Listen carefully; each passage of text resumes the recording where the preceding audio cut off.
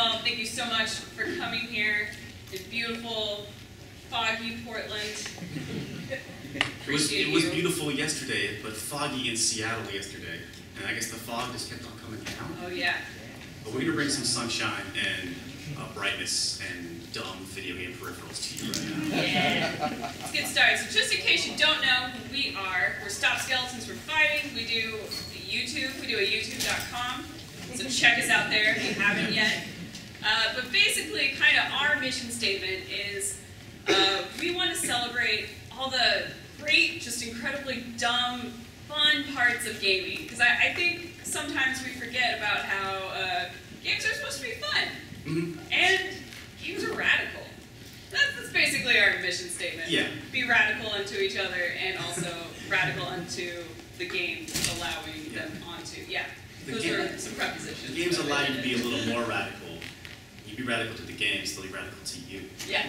Right? Live in the heart of the games. That's the hill I'm going to die on. Absolutely. Well, so of course today we are talking about Nintendo peripherals, and before we get started all the way, I think the most important thing to remember is that Nintendo is a toy company above all else. They've been around for over 100 years and started out making trading cards. And lots of other fun trinkets and different toys, and it's important to remember that, like, there's still a toy company if you think about it. I mean, we have a lot of examples, but this is like the launch NES. Does everybody know what Rob is? And even though Rob Love in here. Yeah, think about the company that made Rob made Labo. And you can't tell me that Nintendo is not still a toy company compared to the competition and stuff. And so they make video games, but they're still, that's the difference between them and Sony and Microsoft, is they kind of make toys. And also it's important to remember kind of their competition, also where they came from. Yeah. Their big chief competitor, of course, was Sega, and this is the Master System. And yeah, check out that 3D missile defense and look at that zapper thing. Pretty spectacular.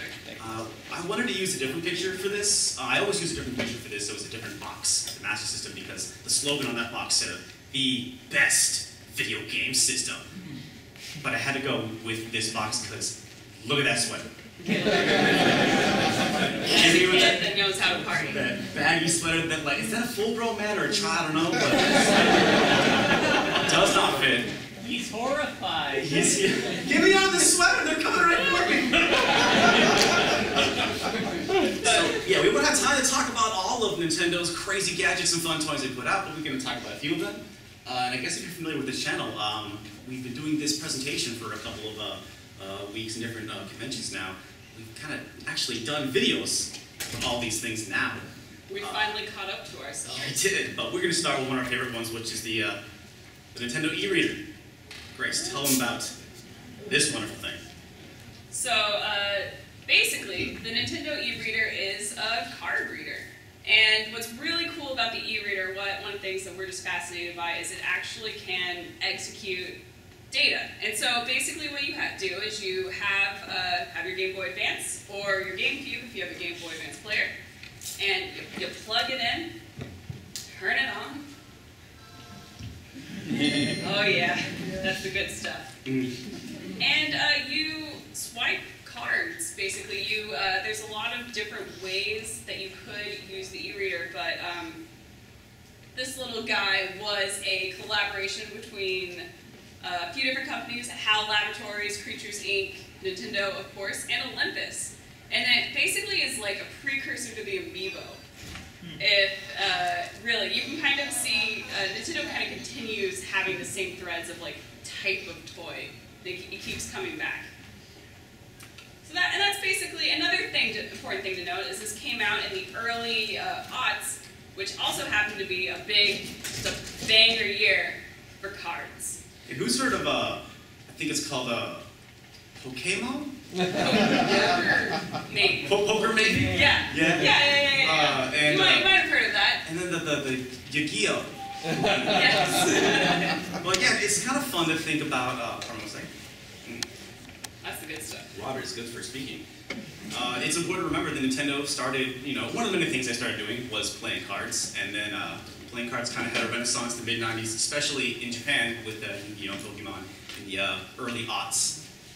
And Nintendo kind of got back into trading cards, in a sense, with these cool little NES games. This is one of the many things that it did. We have a balloon fight here.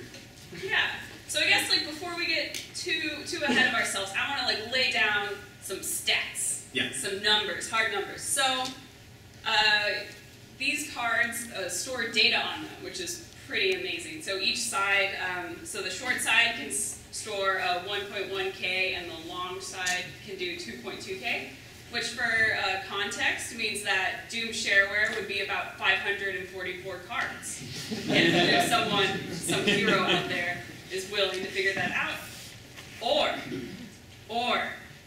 I figured that out, I thought that was fun, but then I needed to do the research, figure out the numbers. Great, you didn't. I looked up a no-intro version of GBA Doom, and basically, if you had 486 cards with the vertical and the horizontal dot code and 180 cards with 2 horizontal dot codes, we could do 666 cards, people. It is possible. It is possible, and the world is amazing. And that would take an excruciatingly long time to scan every single one of them. Yes. And I would watch a whole video of just someone doing that. Absolutely. But, so what do these cards do? You're Nintendo, you're trying to sell these things. How do you tell people what this does? And the secret is it's really hard because it does way too many things. It's insane what they were able to actually create with this device. So we got full NES games, which also is one of the first times that Nintendo resold NES games. It's kind of shows the rebirth of just the retro movement in a lot of ways, or at least in a way that was recognized by Nintendo itself, which is pretty cool. Yeah, precursor to the GBA, classic NES line and the Virtual Console. I guess the e-reader was released alongside more or less Animal Crossing, which had classic Nintendo games in it, but this is the first time they released them kind of as sole independent things to remind people hey, these old games are fun, and hey, Nintendo, you can make a buck off these if you just pull your old games out. Coincidentally, to buy an NES game, it's the same price that it currently is on the Wii U Virtual Console. Yeah. So we got that money rolling in. They figured it out. So of course, and then the second thing we got on here is mini games. So those Pokemon cards, y'all were collecting, or at least I was collecting. Yeah, was anybody collecting Pokemon cards between maybe 2001 to 2003? Got a few people in this room? Yes. Yeah. Y'all might have e-reader cards, and I'm not sure if y'all knew that, but there are mini games on some of those, and if not, they're at least just you swipe them one time and you get a cool little Pokedex with some information and the cool animation and all that stuff. Yeah. And again, we stress this in the video. Near as we can tell, all these mini games are only on these cards, which is exclusive Pokemon content. It's not been re-released, which is just so fucking cool. Yeah. But also, I can't believe they haven't re-released them because, you make a lot of money with them Pokerman cards, those Pokerman games. So I'm not sure what they're thinking. Yeah. But that's just one of the many things that these cards did. Yes. We got any more slides here? We got more things. We got more things. So of course, we got more Pokemon, which you could use the actual, Pokemon GBA games from Ruby and Sapphire. The most famous e-reader ticket is probably the Eon ticket, which was the way that you could catch both Latias and Latios in the game, which it's really depressing for any European people because, I don't know if we mentioned this, the e-reader was very short-lived. Only happened for about maybe 2 years. It didn't survive a Pokemon generation, and it actually never went over to Europe, which is sad. So a bunch of people are had their games over in Europe, but they had no way to get well, they did have a way, but not an easy way. You had to know a guy. And some of the rarest e-reader cards were released in E3 here or a magazine here, and I believe a handful did actually make it to Europe, and those are some of the rarest e-reader cards. And I don't believe that if you managed to get yourself an e-reader and you lived in Europe, I think it would still work, but of course they weren't sold there. You'd have to get them from a used shop. And one of my favorite things though is Super Mario Advance for Super Mario Bros. 3E. AKA one of the best names for a video game of all time. Yes, SMA4 SMB3E. Yes. Has a ton of e-reader support, and most of it is available in the Wii U virtual console version, but like not all of it. And there's just I implore people to look deeper into that because people have found unused e-reader support stuff in the ROMs. We have to keep going. We don't have time to talk about everything. Really, the problem with this Hit the Next Leg Race, there's more things it did. Really, it just did too many things. There was a board game, which has anybody played Mario Party E, the board game? One person. Awesome. In the back. Cool. Well, so Nintendo. We talked earlier about Sega. And of course, Sega had a lot of crazy peripherals, a lot of crazy add-ons. But one thing that distinguishes Nintendo from Sega in that regard with their own peripherals is Nintendo is not willing to jump off a cliff and really go for broke for their stuff. So like they made this like really cool e-reader board game, but you don't need the e-reader to play it. And it's just like it's like again and again they're just like blocking their own shot with the e-reader. I would imagine you pack the e-reader in with the board game, but they didn't do that either. So I don't know. I think that might have been because maybe board games are kind of bigger now than they were back in 2002. It's difficult to say, but yeah, they just didn't 100% support it. Another example of this, even though this is a Kirby wallpaper, is a Kirby wallpaper for Animal Crossing. Animal Crossing had an enormous amount of e-reader support, but then most of the cards had like passwords right there on the card, so you wouldn't even need the card. Or if you were good at making designs yourself, you didn't need them. Or if you just had the special code you can get. Yeah. You just get it was very strange. They had all the support for Animal Crossing, but like not that it was actually necessary, and you could just go on a forum or a fax somewhere and get the password yourself. No problem. You wouldn't need the cards? With the exception of, to get the NES game items in Animal Crossing for Ice Climber and Mario Bros, you had to have e-reader cards, which you didn't have to have these because Ice Climber and Mario Bros were also released on the e-reader separately, but you had to have the special card to actually unlock that, or, a Game Shark. Yeah. But come on, come on. And there are more things. My absolute favorite e-reader card was Japanese exclusive. I know we got a few Pokemon fans in here, but there was a problem with Ruby and Sapphire, for those who aren't familiar, where the berries would stop growing for a full calendar year real time. And Nintendo did a lot of things to try to patch it out, to fix it. It was like a big deal. But in Japan, they actually released e-reader cards that would patch the game for you if you swiped them. So basically, and it's because, the e-reader was able to write and execute code into a game, which is just really cool. And there's so many Japanese exclusives. And I think probably the most noteworthy Japanese exclusive is, for me, Mega Man 03, or Rockman 03 rather.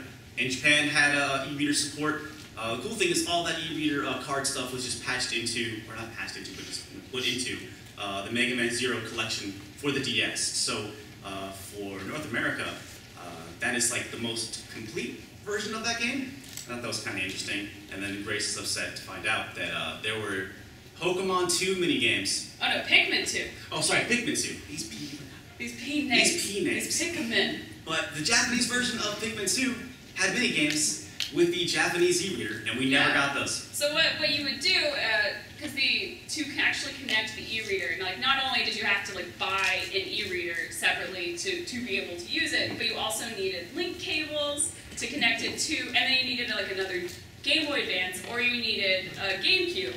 So in the case of the Pikmin 2 minigames, what you did is you hooked it up to your Gamecube through the GBA link cable, and then you swipe the cards, and then you would have a cute little mini game to play on your Game Boy Advance, and I guess someone else would just be playing Pikmin on. Yeah. I don't know. It's fantastic and weird, and there's a lot more we can get into, but we got some hot hot things coming here at the end that we want to make sure we get in. And speaking of the GBA link cable, yeah. I think the full legal name of this is the Gamecube Game Boy Advance link cable. Just rolls off the tongue. Thank you. Yeah. Thank you, Nintendo, for naming your things like this. Nintendo is so good at naming stuff. Grace, what is this thing? All right, so this is kind of a continuation of an idea we'd see later on with the Nintendo DS, and like even kind of up to the Switch. We're sort of at the end point of the idea of playing with two screens. So basically, it let you like have a little game or have an alternate screen on your Game Boy Advance, and then while you would which would help you control the game on your Gamecube. Yeah, it would handshake with your Gamecube, and all kinds of different uses came about. Let's keep moving. Yeah. Oh, that is why it exists.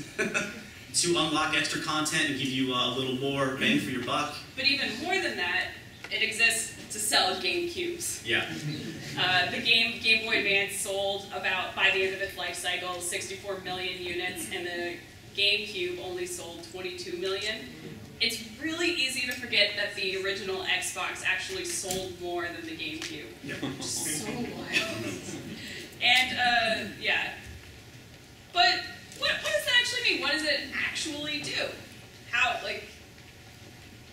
Well, there are a handful of games. Okay, there are a lot of games that use this cable. And actually, because so many games...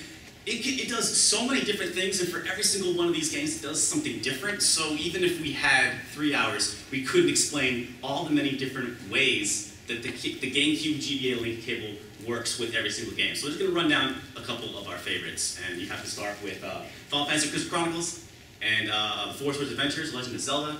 In fact, a lot of you, if you have a cable right now, you probably got it packed in with the Four Swords Adventures. Those two games required it to play for multiplayer. But they're both pretty solid. You can play them single player. Phantasy Star Online has a lot of extra mini-games you would unlock through different quests and stuff.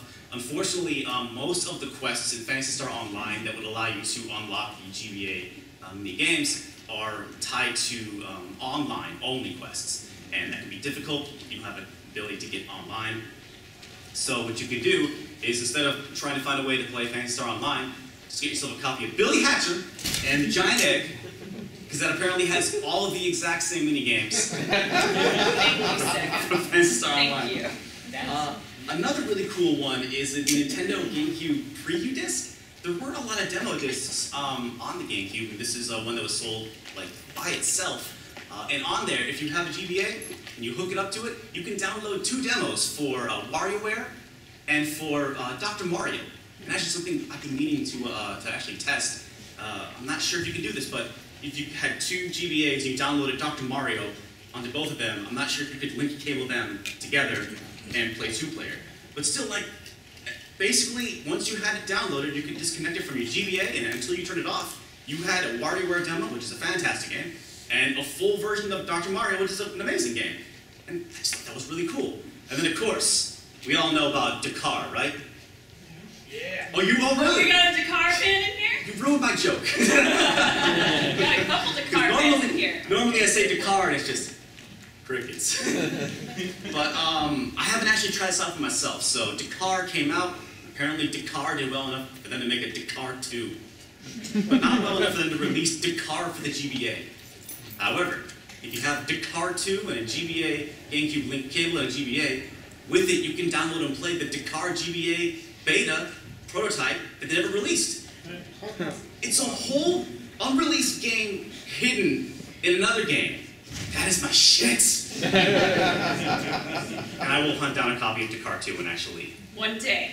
One day. Yes. I can find it at the Expo. Yeah. Oh, snap. Very true. Very true. First, let me get a little bit of that water because I need to wet the whistle for... All right, so our next peripheral, we don't really have like a hard time for when it came out, but the N64 expansion pack. So the N60, so the, how how do I go about this? Yeah, how do we start this up here? Yeah, so the N64, of course, came with the jumper pack, which is just the little, black thing you put inside your N64. And it, basically what the jumper pack didn't do anything. It had a purpose, because the RAM chip, or the RAM that was installed on the N64, basically it needs two pieces to function, and the Terminator pack, or the jumper pack is just there to be like, shut it down, boys, like, let's go home. That's basically what that little black thing does. But when you add in the red chip, or the red piece, you're actually doubling the RAM on your system. So the N64 was actually, in a sense, built to have the expansion pack, but they didn't ship it with the expansion pack. So in a way, it's like that's how the system was meant to be made, and then the jumper pack is actually just, it's this picture. The jumper pack is just so it'll actually function. Yeah, and that part of that reason is because the expansion pack is actually just an orphan child of the 64DD, which flops so hard, that they never brought it over to America. But also, in addition to that, it's kind of a response to Sega. Like they always had their crazy add-ons, and they really put a lot of pressure on Nintendo with their ad campaigns about how, like, we're the best, all that stuff. Yeah. And so Nintendo decided to fight back. I kind of feel like that there's an argument that the expansion pack is like Nintendo's 32X. But again, like Grace mentioned earlier, like, Nintendo didn't go off the cliff, because the expansion pack does make games better, but it wasn't a whole nother system. Whereas the 32X was just like, hey, you can play Doom on this, and Doom requires the expansion pack, but also, hey, Sonic looks better, or something like that. I think the 32X would have done better, but they marketed it as a whole new system, and Nintendo didn't quite go off the cliff with that. But really, why it exists for Donkey Kong 64? We don't know exactly when this thing came to market, but we do know at least it was packaged with DK64, and that was the first time that it was available in the States, in North America. Whereas in Japan, it just kind of, there's no real hard date. It just somehow materialized somewhere in like 98 or something like that. But what does it do? Well, in a perfect world, it makes, it doubles the RAM. Yeah. It makes your N64 get more power. Now we're finally playing with that real power. But in practice, it really didn't do a whole lot. But it did handshake, do some cool extra stuff with a handful of games, and you got the kind of the Mount Rushmore of 3 games that required it, quote unquote, required the expansion pack. DK64 required it, but turns out it was really more for just to fix a glitch. Perfect Dark required it for everything to do with the single player campaign, but you can still play the multiplayer without it. That's a great multiplayer game. Some would argue better than the single player. Multiplayer's better, but I don't know if any of you guys have had the opportunity to play Perfect Dark without the expansion pack. Yeah. But just, N-bombs all day. Throwing them N-bombs. Yeah, which that's a name that plays a lot better in 2000 than it does today. Yes, they really are called N-bombs. Yep. Don't shoot the messenger. And then, of course, Majora's Mask. That one required it. Which is another 64DD baby, and probably is one of the big reasons they brought the expansion pack over, Donkey Kong 64 aside. Yeah. Because you really needed that extra RAM to run the real-time system and just to keep track of all of the NPCs in that game. Yeah, and then also like little things like all the shops and all the indoor segments are full 3D rendered. The game looks a marked improvement over Ocarina time. It's not pronounced Ocarina. Who would have done that? A smaller one is StarCraft 64, aka the greatest game ever made. Derek, did you mean to say that StarCraft is the greatest game ever made? No, StarCraft 64 is one of the greatest games ever made. Because with the expansion pack, you can play split-screen multiplayer, which is so amazing when you can screen look and see what your opponent is doing. Change it. And for the record, people who are like hate on screen looking, if you're not actually screen looking, you just chump. That's part of the game. To know that they're going for the body armor, you gotta know that. You can still win. And we have Turok 2 up here, even though it's sort of like an honorary mention. That was the first game released in the US that used the expansion pack. but it actually came out before DK64, so consumers couldn't actually use the expansion pack for a little bit. However, we got a comment on our video from a developer who said that when they released this game out to the press for reviews, that version of Turok 2, that version required the expansion pack. That way reviewers would talk about it in the reviews. And so that means there's somewhere out there are Turok 2 copies that require the expansion pack, which is wild. And then 2 other ones, Hydro Thunder and Gauntlet Legends, you need the expansion pack to have the full multiplayer stuff. And then of course, Xena Warrior Princess. I mean, you don't need the expansion pack to play Xena Warrior Princess, but if you're gonna play Xena Warrior Princess, play Xena Warrior Princess. There is one thing, however, that the expansion pack will not do.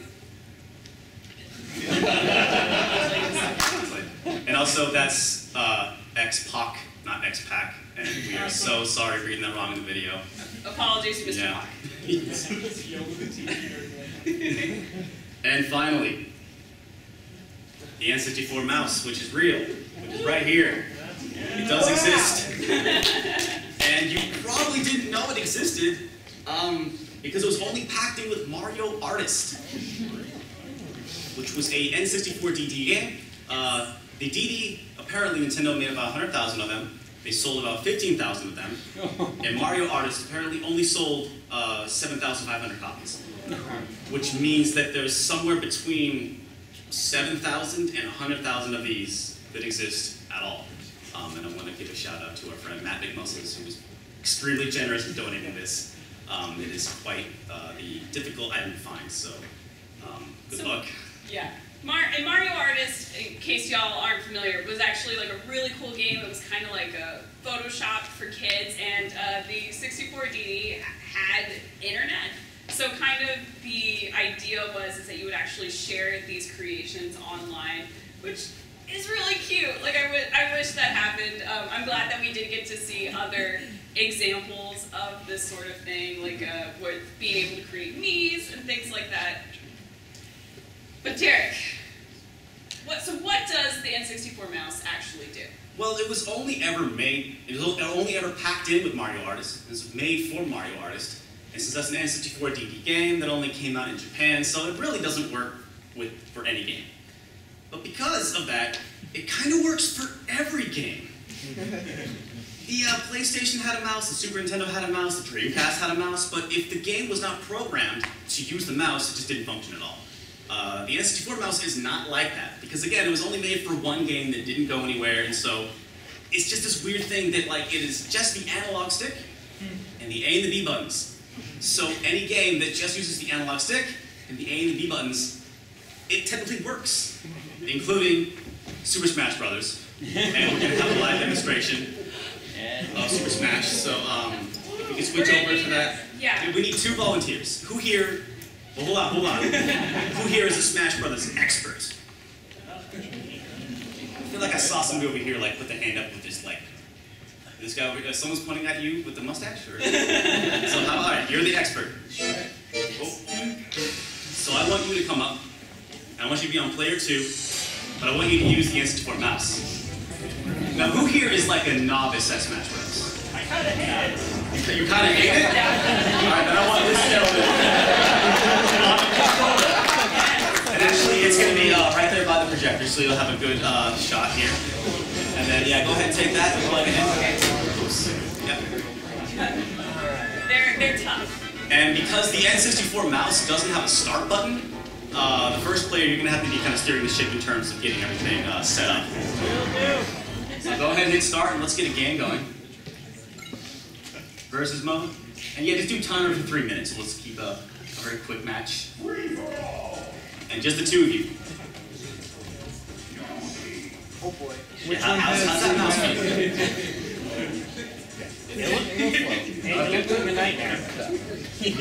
The mouse actually has a lot of, you really get very good nuanced control with it.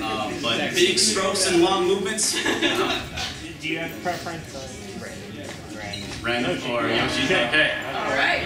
Controller versus mouse. Let's do this. So Yoshi's on the controller, right? Yep. and Link is on the mouse. All right. You can do this. So, he has no C. He has no C buttons. He has no Z button. He's got no L and R.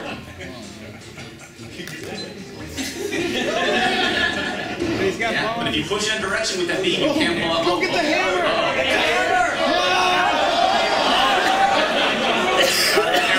The hammer. He can't throw it!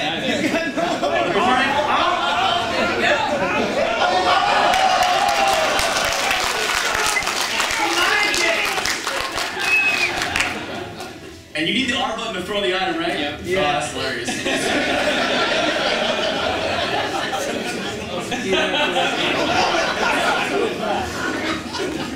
Just a boomer. Oh. Yeah. If he gets hit hard enough, he'll Yep. All right, yeah, get him. Oh, and the X though.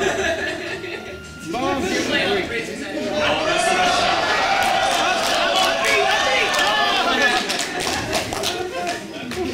I love doing the time game because you're not sure what the score is. Oh! That happened. Still a minute and a half. We're only the halfway point. Anything can happen. Is anybody's game? Yeah. Snorlax! You got that? Bench. Oh, that's good. That's good. Yep. I don't know. Some of you guys probably can't see what he's doing with the mouse, but I just saw the patented wiggle move. Get it going. Do a smash attack.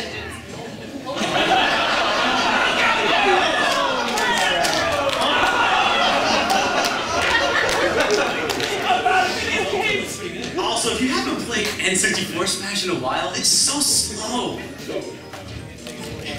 Oh boy. Is this the Wombo combo? I don't. Here we go. All right, get in there. Starting to get acclimated. He's starting to get comfortable.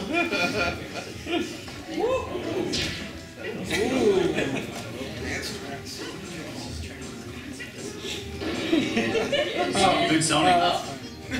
You gotta wait. Get closer. Yeah.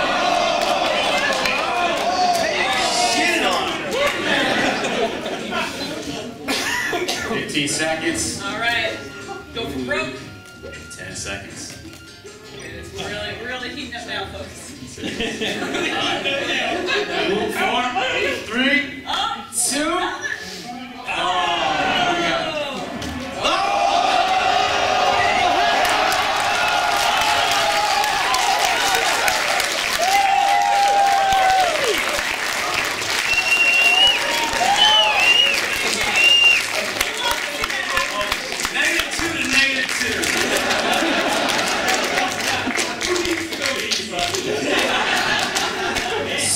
We still have about 10 minutes. We can take some questions or do another match of Smash Bros. Yeah. Or Smash. Got some more Smash? More Smash? More Smash. We will be out on the convention. We have a booth, so if people want to come talk to us, we will be there. We would love to talk to you. Let's get Smash. Let's get Smash. Yeah. So we have another Smash expert. We need a Smash expert. I saw that hand right there. In the shirt, and then we a novice. Novice. Yeah. All right. And again, first player's got to be kind of controlling the menus and stuff. You need a mouse? Yeah. A friend of ours is a Mario 64 super fan. He's pretty good at it, and he actually beat Mario 64 just using the mouse. Kotaku wrote an article about it.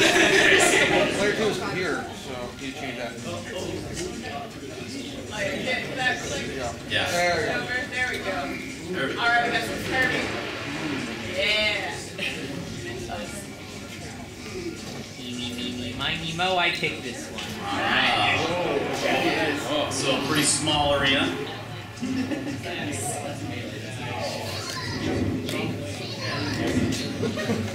Alright.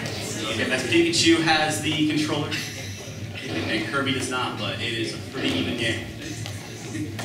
I mean, the real competition would get 2 of these mice and get 2 experts. Let people go there. There's still so much more dumb stuff you can do with this mouse. Okay,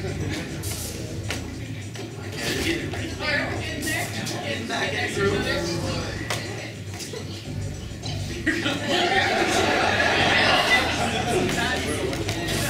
Yeah, there we go. Oh, Kirby. Oh boy. Have either of you played Smash Bros. For the N64? No.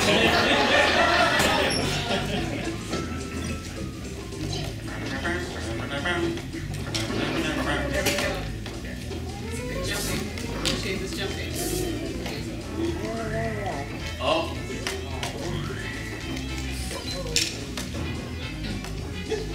Nice. There we go. Oh!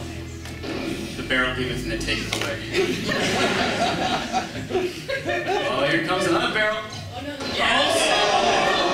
Oh no! Let's go. Pretty safe. Oh.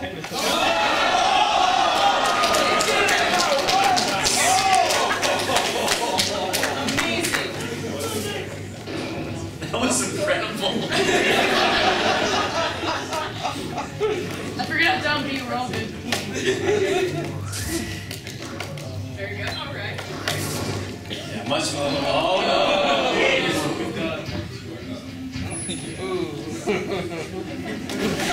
Oh, you can take. Oh, I didn't realize you could just do that and take them out. Oh boy. There's still a minute left, folks. Oh. Okay. Oh. Anyone's game. I have no idea what the score I have no idea what Yeah. it is either. Oh! Kirby! Yeah. If it works, it's not cheating if it's in the game. Yeah. Absolutely. Time of mine. Get that mine, get Yeah. that gold in that mine. Yeah! Oh!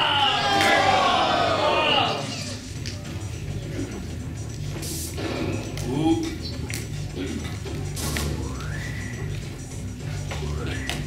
And again, I want to emphasize, I don't know if anyone can see young gentleman playing with the mouse right now, but he is like, go. You take for granted how like holding the C stick in one direction, you can't do that. Yeah. Oh. Yeah.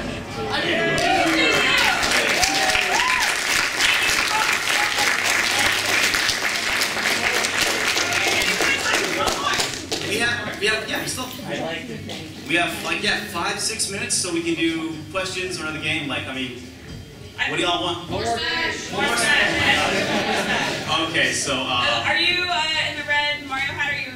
Are raising your hand for professional play? Yes. Or professional? okay, yeah. Oh, professional only, please. Yeah, pros. All right. Come up. You're a pro. And then anyone who is a novice.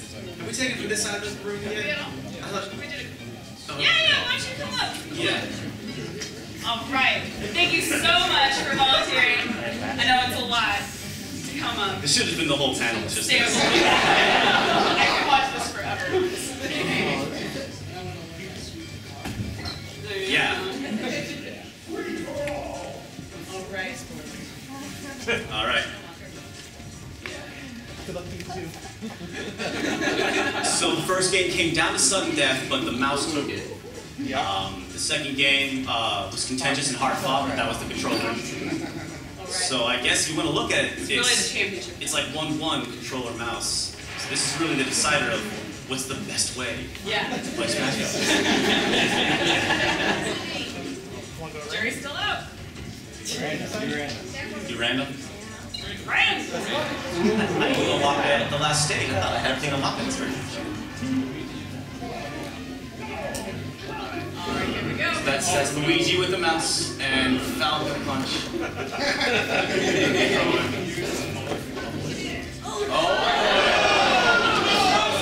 Luigi. Still an early match. Anything can happen. Anything.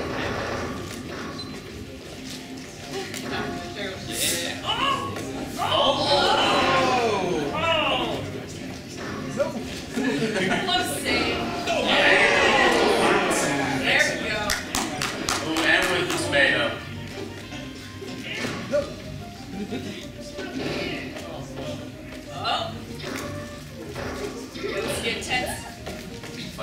edge. Around the edge. Oh, one side.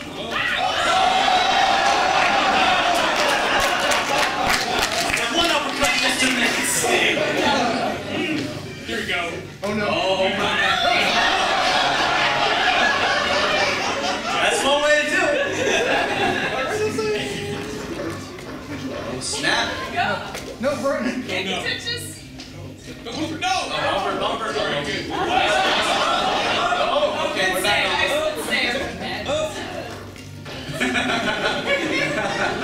I forgot about that move, that's so great.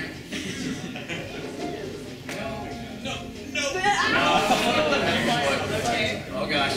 Close. Yes. Still got the bed. Back on down. Come on. Yeah. All right. Beat it. Ouija at triple figures. Oh my god. What? Oh, this is changed a lot.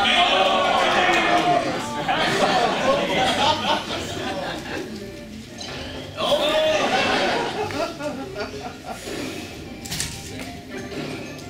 Here we go. Scissor kick. Oh, come on, Luigi. Oh, got robbed. You should have been able to grab that. This game cheats.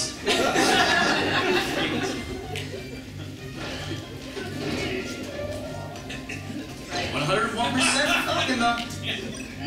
Oh. Luigi's that. This is a lot harder than I thought. Yeah. Elevated No, form not of play. Oh.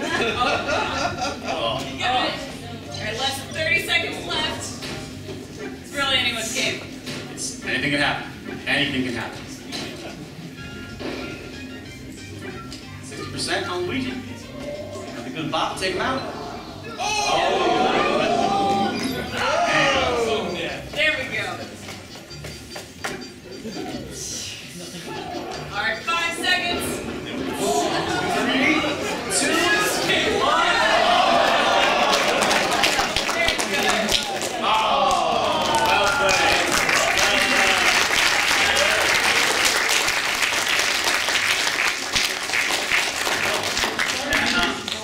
Yes, it's not the best way to play, but this is a way to play.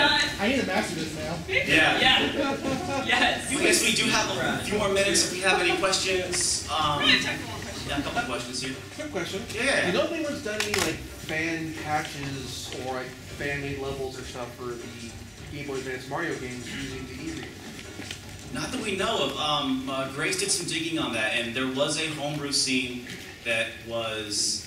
It kind of fizzled out by about 2005, and Yeah. a lot of their documentation is not around anymore. Though since we put the video out, we have had a couple people reach, like, kind of get a bug under their butt, and they've made a few things, like, kind of ported their own games to the e-reader, which is really cool. Something we didn't have time for in the video was we bought paper that's like high quality glossy paper, and we just didn't have a chance to actually print and try, like, if we could just, print another card to see if we can get that to scan. And a lot of people commented about that. We just didn't have time to try that out, but I think you can just print your own cards and with that get different crazy information. I think there's a lot that you could do with the e-reader, but in years we can tell, like, not much has been done, but not yet. I mean, it's still out there. It could still be, it could be you. Yeah. So as of right now, what's the future of Starship Amazing, and how's my boy Calvin? There's nothing. I'm sorry. Oh. It Well, was. there's not exactly nothing, right? Well, Grace. You Okay. didn't hear it from me. There's something, a little something, but nothing too big. That was a project that was very fulfilling and creatively fun, but ran its course. But there is a handful of material that I don't know, like, might put out, just like as a free, pay what you want kind of thing. Who knows? That might happen sometime. Yes. But in the meantime, you can check out Hellstar.plus, who's still making music. Yeah. They are holding it down, those hot beats. Yeah, and I would like to get back into music myself, but just kind of so focused on the videos. There's only so many hours in the day, but thank you though. I guess one more question. We're right up to buzzer? Yes. Yeah. Hello there. So do you think we're any closer to bridging the gap between, PC games and console games? Now we have Fortnite, who have cross-platform there, people playing with mouses versus people with keyboards. Do you think we're going to get any closer to that now, moving into the future? Absolutely. Yeah. Especially with the game streaming that is happening right now, or that is about to happen. I think we're moving really close to a console-less future, which is like exciting for a lot of reasons. There are some kind of drawbacks of if everything's online and streaming, then preservation becomes a lot more difficult. Yeah. And I know as a retro community, that's something that we're always thinking about. Of how are we going to preserve this history and how are we going to keep enjoying these games after they're no longer available. But yeah, no, that's coming. That's kind of inevitable at this point. Like talks of a PlayStation 5, I'm really curious if a PlayStation 5, just to pull something out of the air, would actually be a physical device, but we're being played off here. Yeah, that